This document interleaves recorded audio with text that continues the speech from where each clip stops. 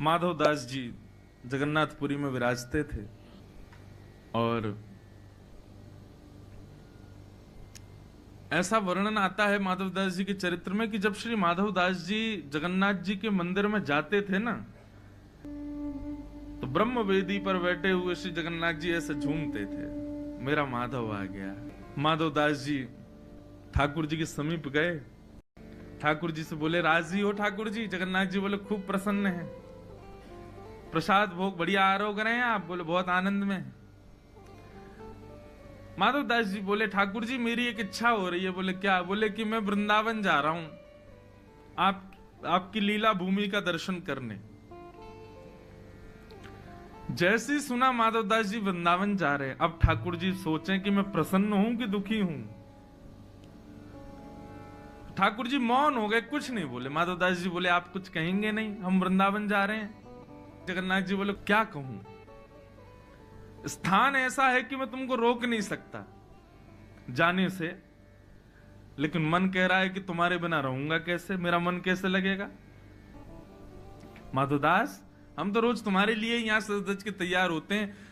ये भले ही सब लोग दर्शन करते हो, लेकिन मेरे को प्रतीक्षा तुम्हारी रहती है कि तुम आ रहे होंगे और तुम वृंदावन चले जाओगे।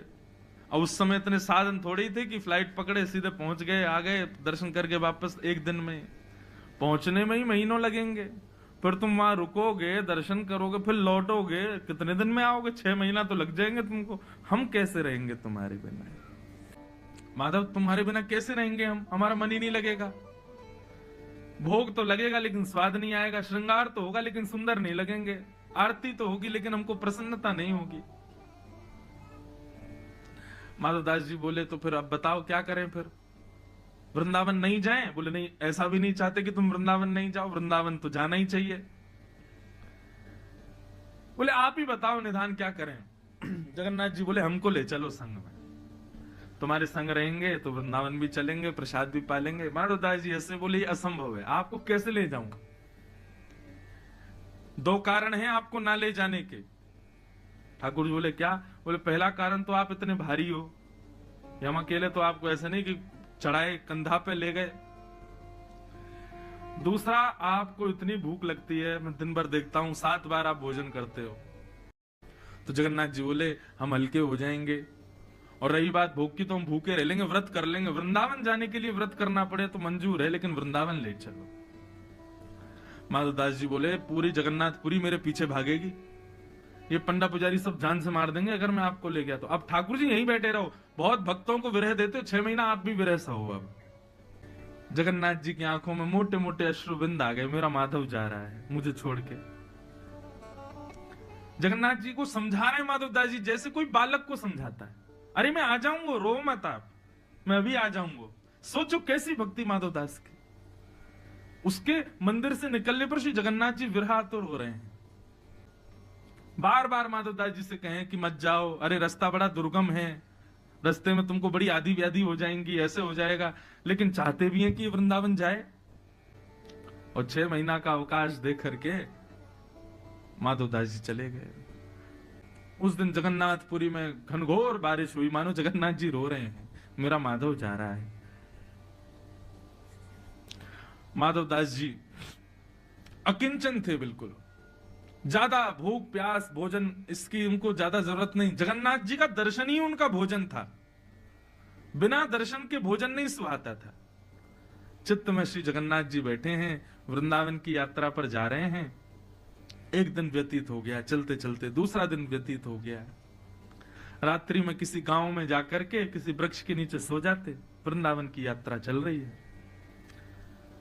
तीसरा दिन प्रारंभ हुआ। श्री माधवदास जी 1-1 सप्ताह भी जल पी करके रह लेते थे, उनको भूख ज्यादा लगती नहीं थी। लेकिन आज तीसरा दिन ही प्रारंभ हुआ और सुबह उठते ही माधवदास जी ने जैसे ही स्नान किया, स्नान करते ही उनको भूख लगने लगी। इतनी जोर की भूख लगी महाराज की अब तो वो व्याकुल हो गए। माधवदास जी मन में विचार करें कि इतनी व्याकुलता मुझे संपूर्ण जीवन में नहीं हुई, मुझे इतनी व्याकुलता क्यों हो रही है, मुझे इतनी भूख क्यों लग रही है, मुझे इतने अन्न की प्यास क्यों लग रही है। फल ढूंढने लगे, नहीं फल मिले तो व्याकुल हो गए, कहां जाऊं, क्या खाऊं। तब ये गांव दिखाई दिया। माधवदास जी दौड़ करके गए और किसी का गेट खटखटाने लगे। एक बुजुर्ग मैया बाहर आई, बोले मैया मैं आपके आगे हाथ जोड़ रहा हूं, मुझे आप कैसे भी करके कुछ पवा दीजिए, मुझे बहुत तेज भूख लगी। अरे बाबा ने डटो बिराजो, बोले अब रुकने का समय नहीं है, कच्चे चावल बन जाए, रूखी रोटी दो, कुछ भी दो, और कुछ नहीं तो आटा ही दे दो, मैं खा लूंगा, मेरा पेट भर जाए। इतनी व्याकुलता। मैया ने रोटी सब्जी आदि सब पात्र में रख करके माधवदास जी को दी। माधवदास जी तो ना देखें कि कैसे क्या खाना है, बस खाते जा रहे हैं, खाते जा रहे हैं। सामने बुजुर्ग मैया आकर के बैठ गई, बोले बाबा ने आराम थे, ने धीरे थे, अरे भैया गले में अटक जाएगा, ने प्रेम ते पाओ, और अकेले अकेले पाए जा रहे हो, इतना सारो खाए जाओ, बगल में नेक सो सांवरो सो बालक बैठो, या तो खवाओ। माधवदास जी बोले कौन बालक बैठा है? बोले आपके बगल में देखो कितनो प्यारो सो बालक बैठो है, बेचारो ऐसे टुकुर टुकुर आपकी थाली की ओर देख रहा, उसको क्यों नहीं पवा रहे हो? माधवदास जी के साथ कोई नहीं था। माधवदास जी बोले मैया मैं अकेला बैठा हूं यहाँ पे, कोई नहीं है मेरे साथ। अरे बाबा मुझे तो लगा भूख रोटी चावल देख करके आप ये भी भूल गए कि एक नेक्स्ट से बालक आपके बगल में बैठो। माधवदास जी बोले बैठा कहाँ है, मुझे तो नहीं दिख रहा। बोले बगल में बैठा है। बोले कैसा दिखता है बताओ? बोले बड़े बड़े नेत्र हैं, सांवला सा स्वरूप है, और ऐसे छोटा सा बालक है, घुंघराले केश हैं। जैसे रूप कांति का वर्णन किया माधवदास जी समझ गए। बोले जगन्नाथ जी संग ही चल रहे हैं। तभी मैं कहूं मुझे भूख क्यों लग रही है, क्योंकि 3 दिन से तो कुछ पाया नहीं है, अब हम तो सह लेते हैं कब 1 सप्ताह तक भूख, इनसे सहन नहीं हो रही, इसलिए मुझे भूख लग रही है। माधवदास जी को तो दिखे नहीं ठाकुर जी। माधवदास जी प्रसाद पा करके बाहर आए, नेत्र बंद करके जगन्नाथ जी का स्मरण किया। बोले जय जय, मैंने मना करी ना, आप मत चलिए, आपसे भूख सहन नहीं होगी, आप आ गए। बोले कि अब हमारा विग्रह जगन्नाथ जी में बैठा है, लेकिन आत्मा से तो प्राण से तो हम आपके संगी वृंदावन जा रहे हैं। और निश्चित मानो माधवदास, जब कोई जगन्नाथपुरी से वृंदावन जाता है ना, तो मैं एक क्षण के लिए उसके संगी जाता हूं, फिर आ जाता हूं वापस। लेकिन एक बार को कोई वृंदावन जाए तो मुझे इतनी रुचि लगती है कि मैं उसके संग ही जाता हूं। माधवदास जी बोले अब क्या करें, आपको तो बार बार भूख लगेगी। अब तो यही हो गया कि माधवदास जी दिन में 8 बार भोजन कर करके पहुंचे वृंदावन। क्यों? ठाकुर जी संग चलने। वृंदावन पहुंचे। अब तो माधवदास जी की स्थिति ये कि उनको थोड़ी में देर में ही भूख लगे, आप परेशान हो गए। बोले काय को चले आए आप संग में, नेक देर चलता नहीं हूं, कितने में भूख लगाती, जहां बैठे बैठे भूख लगे आती ठाकुर जी को, चलते होंगे तो और पच जाता होगा भोजन, और भूख लगती होगी। माधवदास जी वृंदावन पहुंचे। अब नियम तो वैष्णव का ये कि वृंदावन जाते ही वैष्णव मंदिरों का दर्शन करते हैं, लेकिन माधवदास जी को इतनी भूख लगी कि यमुना जी के तट पर पहुंचे। यमुना जी में स्नान किया, तुरंत कहीं से चने लाए, और चने ला करके रूखे चने ही खा लिए। क्या करें, भूख मिटाएं कैसे भी, चने खा लिए। चने खा करके जब थोड़ी भूख शांत हुई, तब माधवदास जी बोले अब चलो वैष्णव मंदिरों के दर्शन करें। वृंदावन में विचरण करते हुए श्री वृंदावन बिहारी लाल के दर्शन करने के लिए जैसे ही निधिवन राज पहुंचे, निधिवन में कुंज बिहारी विराज रहे थे। स्वामी श्री हरिदास जी सेवा कर रहे थे। माधवदास जी दर्शनार्थियों में बैठे थे और अंदर बिहारी जी की सेवा चली थी। स्वामी श्री हरिदास जी सेवा करते करते अंदर से बाहर आए और दर्शनार्थियों बोले भैया तुम में से माधवदास कौन है? माधवदास जी बोले इनको मेरा नाम कैसे पता है? माधवदास जी बोले भैया हम हैं। बोले तुम जगन्नाथपुरी से आए हो? बोले हाँ आया तो जगन्नाथ। आपको कैसे पता मेरा नाम? आपको कैसे पता मैं जगन्नाथ? मैं तो पहली बार वृंदावन आया हूं। बोले अरे हमारे बिहारी जी ने तेरा नाम बताया है। माधवदास जी तो व्याकुल हो गए, बोले बिहारी जी भी जानते हैं मुझे? जगन्नाथ बिहारी जी में कोई अंतर थोड़ी, एक ही है। स्वामी श्री हरिदास जी बोले इतको आओ।